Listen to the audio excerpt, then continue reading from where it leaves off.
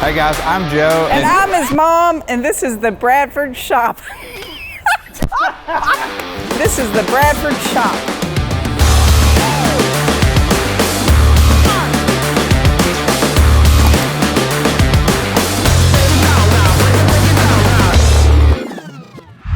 Hey, today we're here at the shop, and I'm here with my mom. We wanted to give you a behind-the-scenes picture of our family culture here at Bradford Fencing and what we bring to you as our customers.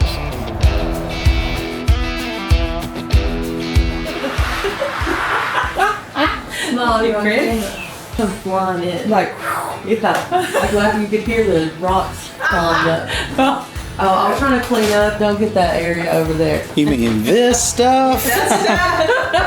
Something that I value is family. I mean, my own personal family.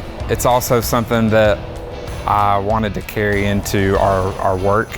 I worked in the fence industry for forever, since I was a kid, and I've worked in different roles and different companies, and that wasn't always the feel. And I know that's not specific to the fence industry, but it's just, I guess, specific to life, that there's some places that feel homey and feel like family, and then there's other places that don't. So I guess early on in my kind of journey, that was always a desire for me personally to have a family, but also to have a company that felt close and warm and like a family. It's like I always thought, oh, that would be a cool way for a company to run or a company to feel. And then what does that look like practically? Is that possible?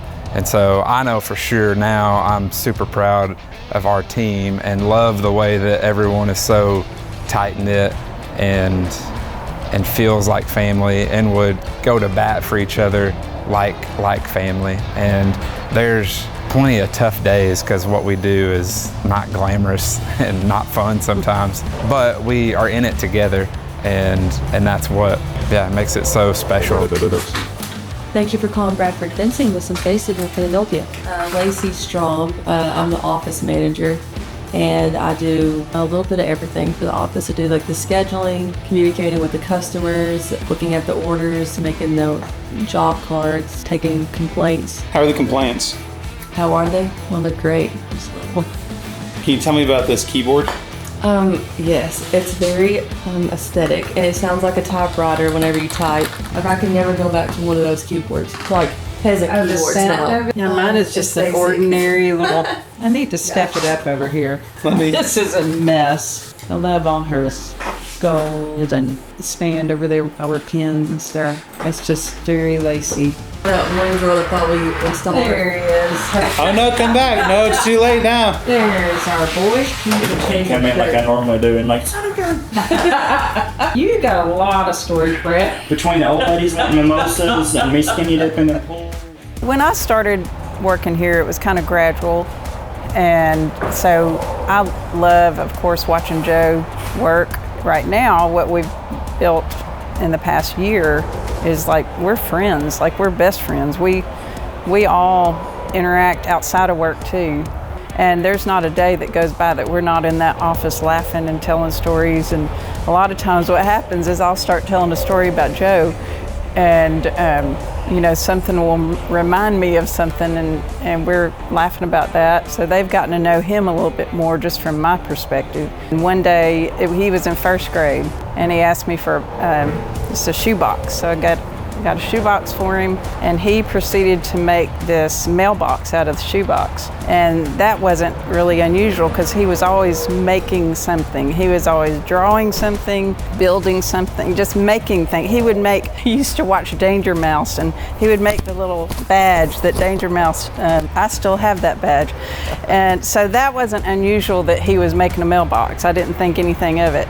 And in fact, I remember I was making dinner and he was just over in the kitchen table making that mailbox. Not long after that, I was at parent-teacher conference, and I sat down at her desk to have my conference, and I looked on her desk, and that same exact mailbox was on her desk.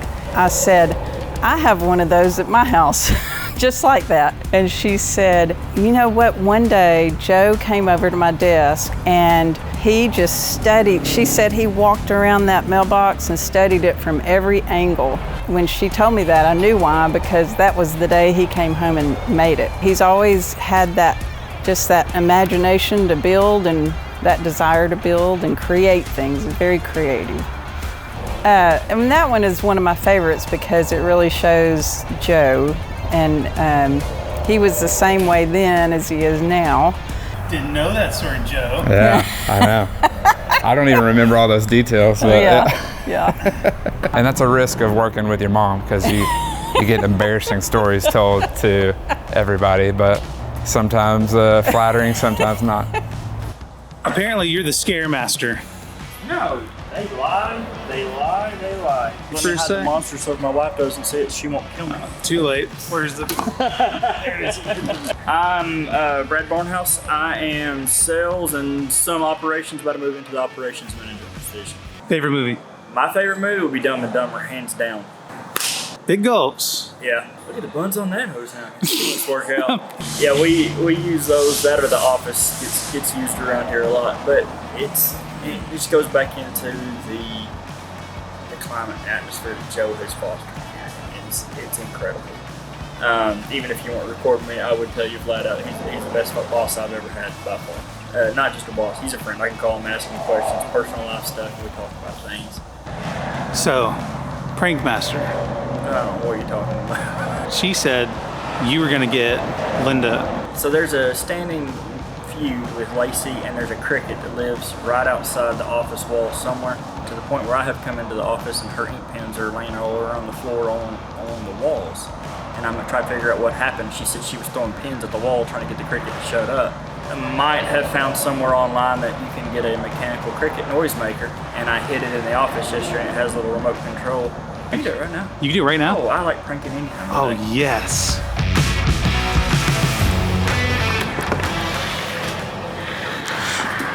Is, We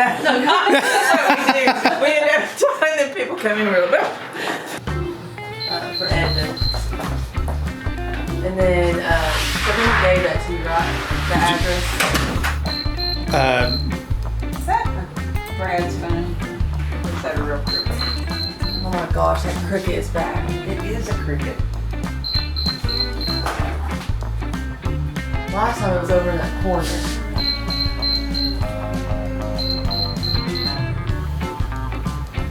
It sounds like it's in here. It's loud. That's worse than Brandon's phone.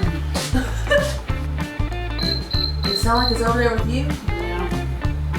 It sounds louder over here. Last time it sounded like I can't hear, so. well, I can only hear out of one ear. Yeah, I told you my eardrum busted a long time ago. Oh, really? Yeah, I really can't. I can hear like muffled. That sounds Yeah, like now it it's sounds like somewhere over over there. there. Day in the life of the. Yeah, I think it's over here. It's over there. With the fly swatter. Oh my god! Now he's really going down.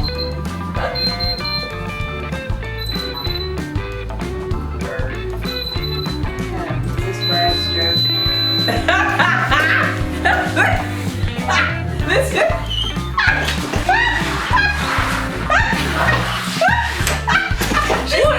She said, oh my gosh, it's really going to town. Bradley.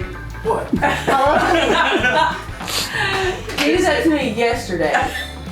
But you know that cricket tormented me for like a month. And he walked in, there'd be like pins piled up in the corner for I throwing pins at it. I owe you 3 now. 3?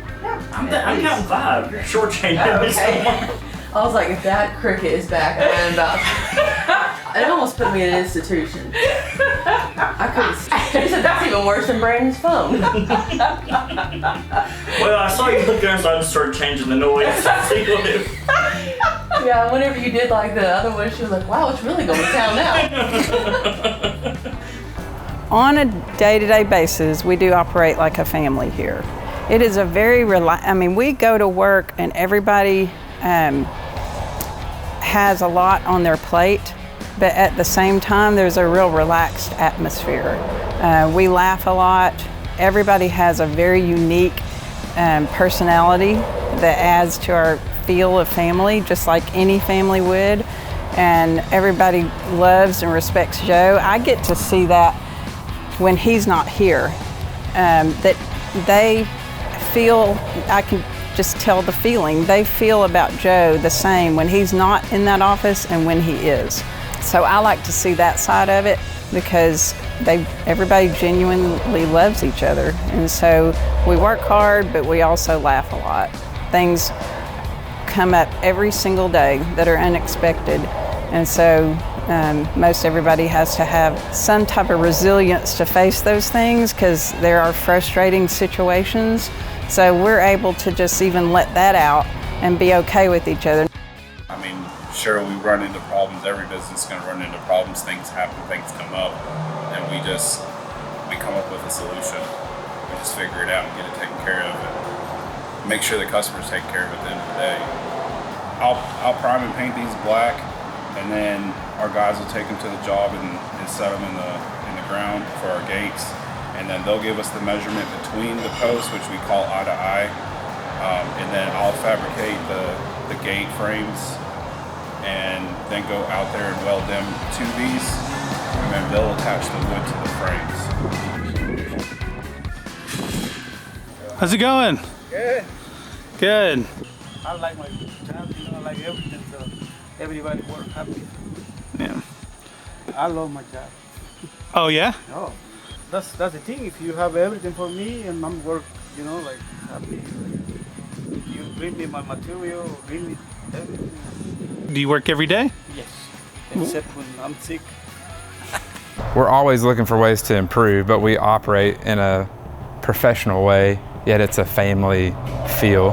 And I think as you're talking, just echoing there is that family feel. Like if you saw our office, it's a very humble office. Like we're in tight quarters, so we have to be close knit and we have to get along, or somebody's gonna die on a day. Because it's like if there was animosity in there, it wouldn't work. So we're all humans. We make mistakes. I make mistakes, but we all have each other's back, and we're able to just communicate with each other. Like, hey, this happened. What about this? Or and be able to clear the air in past positions and jobs. I always had a rub with the us versus them kind of mentality, and that would usually manifest in maybe it was the sales, and the production guys, or the office and the shop, or there just seemed to be those things that would crop up, and then it was kind of like there's that us versus them dynamic. And so that's another one of those things, like, man, I'd love to see a company that didn't have that. And I'm not saying we don't ever. I think we obviously have conflict, and there can be the potential to be like us versus them, but I'm proud of the way that we try to handle that head on, and we try to support each other and bring each other in and not be siloed to try to break down that. But I really feel genuinely like we have a team that is cooperative, takes ownership, and supports each other in what we're doing.